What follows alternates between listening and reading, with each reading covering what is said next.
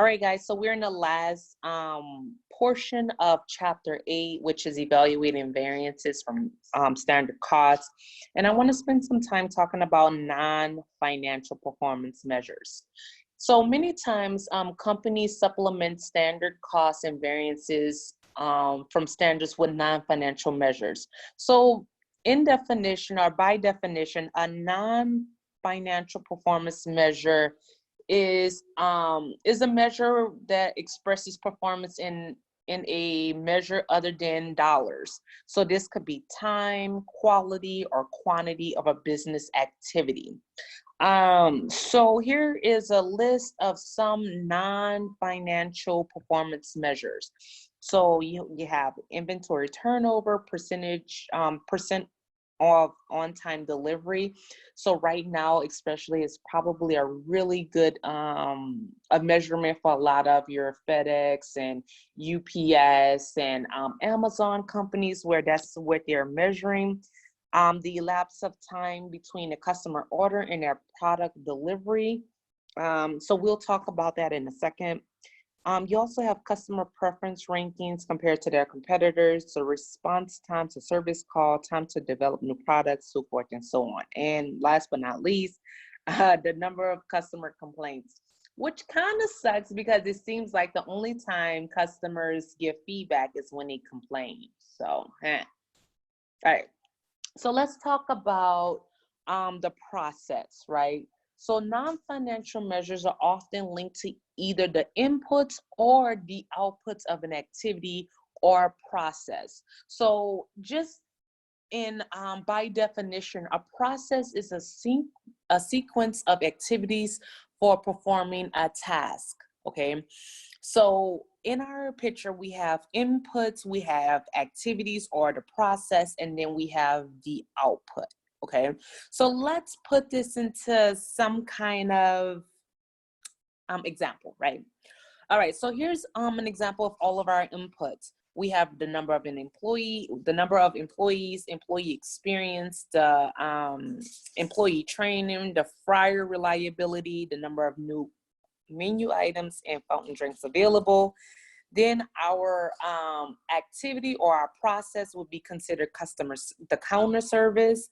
And then lastly, our output would be considered our line weight, the percentage of order accuracy, and then our friendly service score. All right, so no one just wants to walk and talk through this, right? So I figured the best way to try to explain this is through a fast food restaurant like In-N-Out. Hi.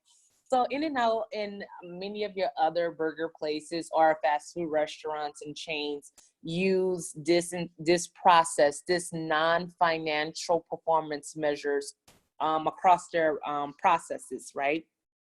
So I just want to use this example to just walk us through the inputs, activity, and outputs. Now, a good example of this is if I'm looking at the output, usually when you drive through any drive-through, you can do Starbucks, whether it be Starbucks, In-N-Out, McDonald's, so forth and so on. The goal is to have the line wait as short as possible. I mean, think about a Chick-fil-A, for instance, right? Lunchtime, it's correct. But then eventually it works its way out. And I've heard over and over from so many people and even experienced it myself that even though In-N-Out or even Chick-fil-A line is really long, you know you're going to get through the process in a timely manner. And then your percentage of order accuracy would likely be right, and people usually rate them very high. But the output is desired, but remember, there's some things that had to go in the process too. We have to look at what went into the inputs, right? Without inputs, we can't get an output.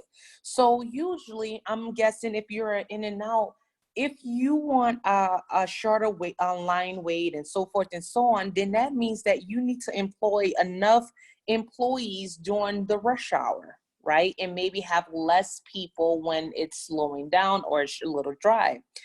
Also, if you want the percentage of accuracy to be on point, maybe 90% or higher, then that means you need to spend time on the front end, which means in training the employees and making sure that the fryer is work or there's multiple fryers. And then also maybe if there's new items on the menu, or there's a secret menu, maybe that your employees know how to make these items that's on the secret menu, things like that, right? So another example is, I'm sure you guys can all attest to this experience, is when you go through a drive-through, you make your order, right? And then it's your time to pay, or if there's a window to pay, and then there's a separate window to get your food. And as you're waiting to get your food, many times maybe you're listening to music, or you're getting your change or your card ready and available to for payment. If you look within the window of the drive-through and you look up, usually you see a timer going off, right? And that timer is not to tell them what time it is at that particular date or anything like that.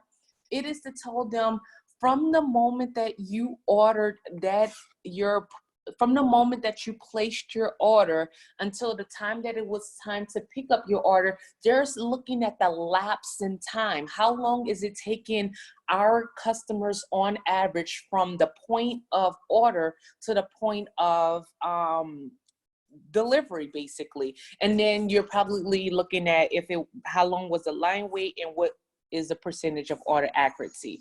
So this is a really good example of how this is at play, especially with a lot of your fast food restaurants.